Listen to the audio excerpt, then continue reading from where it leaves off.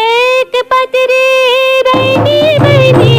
राधन हो दुर्गा देवी तोरे सीताल नाम चौकी चंदन पीरोले गौरी के होते मान जैसे गौरी मान तुम्हारे जैसे करा वसनान गुरवासन लोहड़ी पर्वत चलगे डार पान लगाते बोले पहिर थे खेले सगरी के पान पांच पतरी रैनी बनी राधन हो दुर्गा देवी तोरे सीताल धाम चौकी चंदन पीरोले गौरी के होते मान जैसे गौरी मान तुम्हारे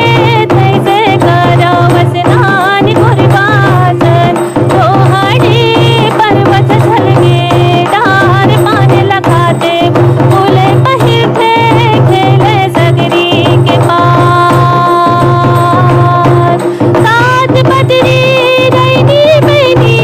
राधन हो दुर्गा देवी तोरे सीताल धाम चौकी चंदन पीरोले गौरी के होते मान जैसे गौरी मान तुम्हारे जैसे करो वसनान गुरवासन लोहड़ी पर्वत चलगे डार पान लगाते बोले पहिर थे खेले सगरी के पान